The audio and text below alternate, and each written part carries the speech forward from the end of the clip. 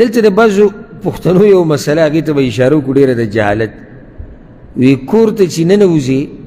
نو په ښځه باندې به سلام نه اچي ځکه چې دې سره د سړي هیبت کمیږي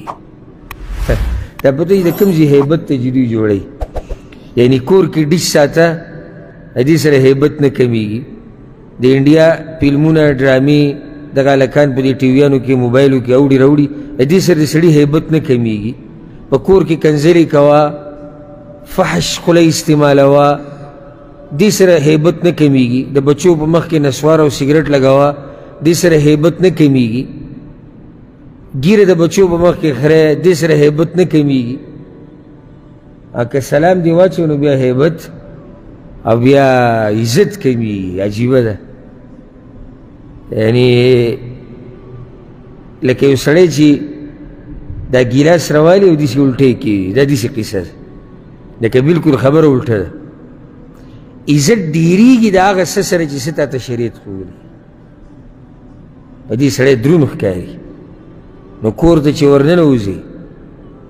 ته به سلام اچې که هغه زنانه ده کور کې ستا ښځه ناسته ده که هغه ستا خور ده که هغه مور ده که هغه لور ده ته به سلام اچې نو زموږ د پښتنو طریقه دی چې د کور ته ننوځي ښځه ورته وایي په خیر علي صحیح ده خو د هغې نه مخکې دې سړي له پکار دي چې دې څه ووایي السلام علیکم ورحمت الله هغوی دې ورته وعلیکم السلام ووایي بیا دې ورته ووایي په خیر علي په خیر علي چې د تختې خو نه خو که دا په خیر ورته ووایي په خیر علي ده ورته ووایي الله دې وبخه دې په ځای کې دا ووایي السلام علیکم هغوی وعلیکم السلام دې باندې یقیني اجر میلاویږي السلام علیکم ورحمت الله وبرکاته څو نیکیانې به میلاویږي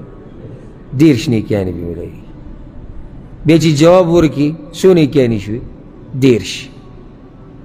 که موږ دا طریقه استعمال کړو او بیا ورسره په خیر ورته ووایه هرکلی ورته ووایه ستړی مه شې ورته هر څه چې ورته ووایه خو د سلام نه بعد نو په زنانو به هم سلام اچي